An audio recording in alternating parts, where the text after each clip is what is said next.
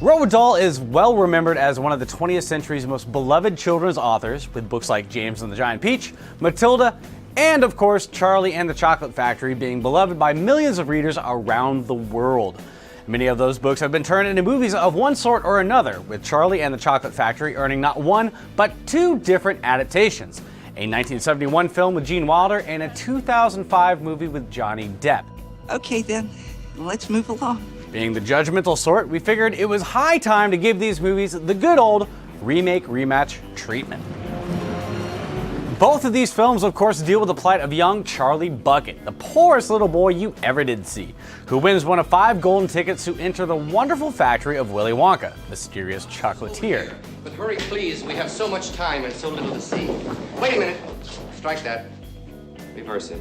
When he does go inside in the company of 4 other young idiots, he finds a building full of mysterious rooms and wonderful machinery, all overseen by Willy Wonka himself. Come with me, and you'll be in a world of pure imagination. It's a wonderful tale, and both movies are pretty good. One, however, has to be better than the other, and that determination is what we're here today to make. So, without further ado, let's start counting down the categories. Best Oompa Loompas. Dahl's original book got some heat for casting Willy Wonka's tiny minions as black pygmies, although he apparently later edited that portrayal. Tim Burton's film gladly goes back to the well, though, with a mildly offensive casting of the Oompa Loompas as a long-lost tribe of tiny people who eat mashed-up caterpillars and are happy to work for long hours for Wonka in exchange for coca beans. More bizarrely, all of the Oompa Loompas are represented as CGI'd copies of the same Indian actor, Deep Roy. He's fine so far as things go, but it also makes Burton's Oompa Loompas seem less like a species and more like a group of clones. Director Mel Stewart didn't have the same resources available to him in 1971 though, so of course he decided to cast his Oompa Loompas with a group of a dozen or so dwarfs and painted them all orange. They don't dance quite as fluidly as Burton's Oompas do, but they do have a bit more personality between them since they're obviously real people. This is a judgment call, but I'm putting the 1971 Oompa Loompas at the top. If you are wise, you'll listen to me. Winner, 1971. Best Songs. Speaking of judgment calls, it's hard not to imagine that your attraction to the music of the 1971 version of Willy Wonka will depend on when you first heard it. If you came to it later in life, it might not strike you as much as it did if you first saw it as a child. I, however, did first see it as a child, and it remains one of my favorite movie musicals to this day. From the very first song, where a candy seller sings about the wonders of Wonka's chocolate-making ability, The Candyman. The Candyman can. The Candyman can. Posse mixes if with love and makes the world taste good. to Gene Wilder's wonderful evocation of the joys of pure imagination. There is no life I know to compare with pure imagination. Living there, you'll be free if you truly wish to be. To Veruca Salt's ode to greed and impatience. Give it to me. Now, I want the world. I want the whole world. I want to lock it all up in my pocket. It's my bar of chocolates. Give it to me now. The human songs are all extremely memorable and enjoyable. Tomorrow. And that's not even counting, of course, Oompa, loompa, doompa-dee-da. If you're not greedy, you will go far. You will live in happiness too. Like the Oompa, loompa, doompa-dee-doo.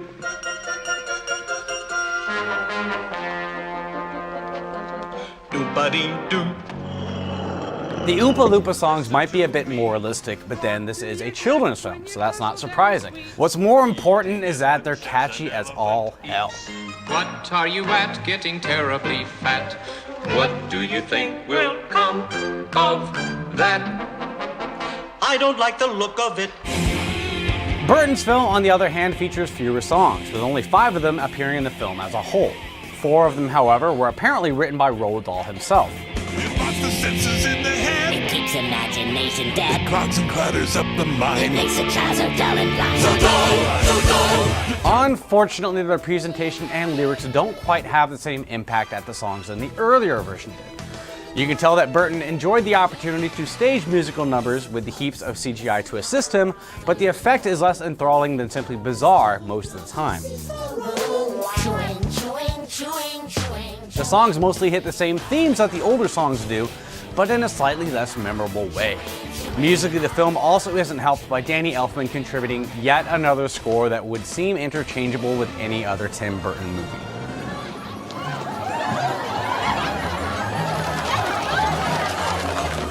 Winner, 1971.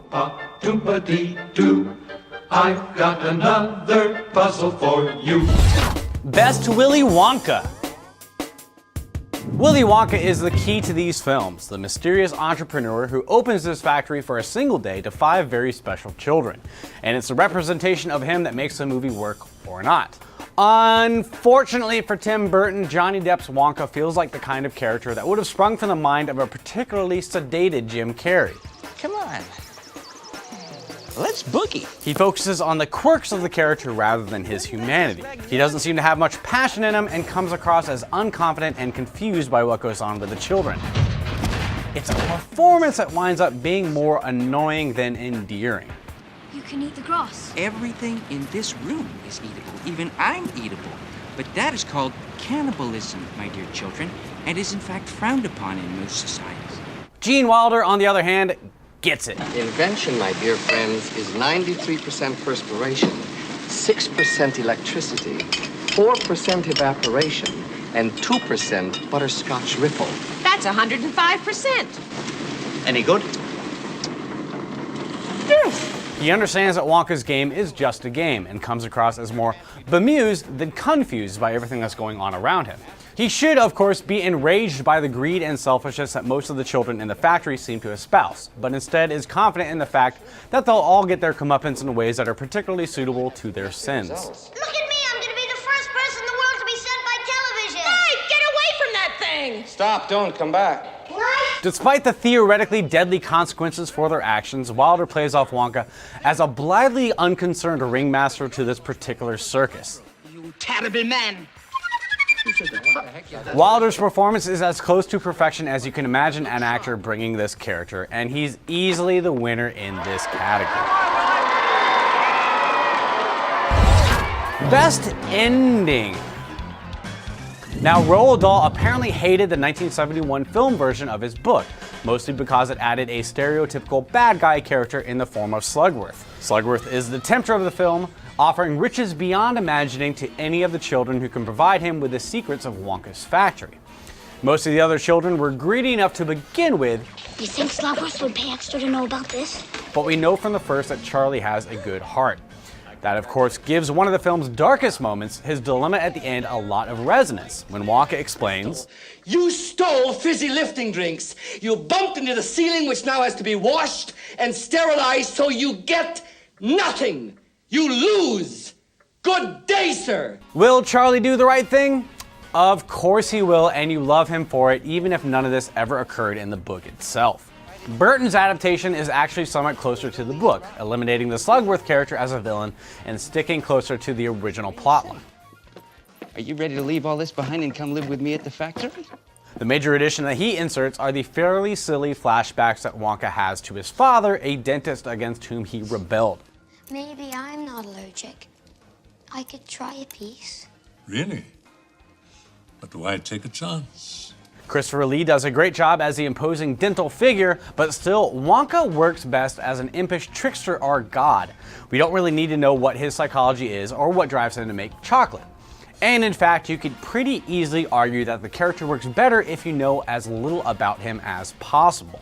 That's what makes the end of the film kind of a downer. Thus, the ending doesn't really ring true. Willie? Hi, Dad. And the winner is 1971 Willy Wonka.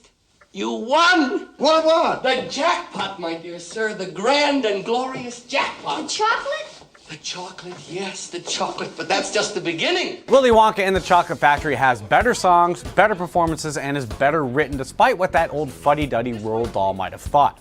The core of the experience is, of course, Gene Wilder's turn as Willy Wonka. And although the film does get somewhat dark for a family movie, Wilder manages to turn in a wonderful performance that is still one of his best. What's amazing is that the film is still legitimately wonderful despite the fact that he doesn't show up until halfway through it.